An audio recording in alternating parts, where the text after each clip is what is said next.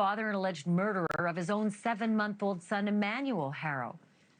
Just 2 years ago in 2023, before Emmanuel was even born, Jake pleaded guilty to abusing another one of his kids, his 10-week-old daughter. 10 weeks! That crime actually happened 5 years ago in 2018, or 5 years before in 2018. The newborn baby's skull was fractured, multiple bones were broken, and she was left permanently disabled. But Jake Haro was only sentenced to 6 years in prison, suspended, so not actually in prison.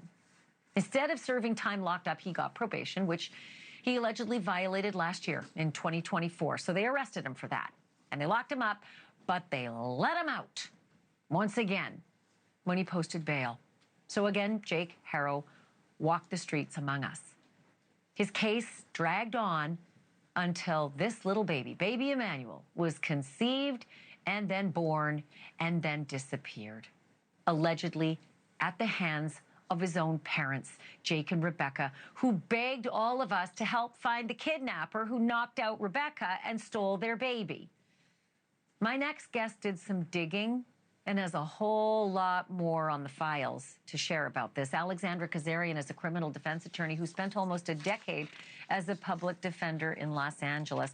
Alexandra, thank you so much. You actually learned that Jake Haro himself was removed from his parents, much like his own children were removed from his custody. Yeah, it's very sad. It sounds like this is a long time cycle of abuse that's happening in this family. There are allegations that his grandfather was mentally ill and that his mother had addiction problems, and she left him at home, not only with his grandfather who wasn't fit to watch over him, but there were also domestic violence issues between his mother and his father. So by the time he was 13, he was taken away from his own home.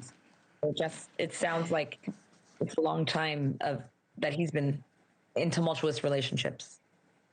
So 13 years old, he's removed from his own parents alongside his own sister and brother. And is it true that they are removed from the home and into the custody of that grandfather who apparently had severe mental health issues? They were placed into an adoptive family, but one of the reasons that they were removed was because the mother left him with the grandfather who was unfit. So ultimately, I don't think that he was placed finally with the grandfather as the caretaker. Okay, all right, good to know that. All right, so then you also discovered that Jake had a couple of other kids who were removed from the home long before baby Emmanuel was even, a glimmer in anyone's eye at this point. This is after being arrested for abusing that little 10-week-old newborn girl who ended up with the permanent disabilities. The police show up and there's other kids in the home. Right. There was a lot of DCFS investigation. Well, we call it DPSS or DCFS, but Department of Family Services, whatever it's called.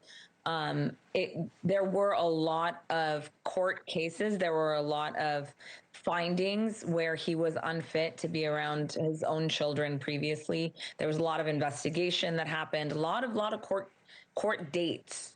Thank you for watching. Subscribe below and download our NewsNation app right now on your phone, and you will get fact-based, unbiased news for all Americans.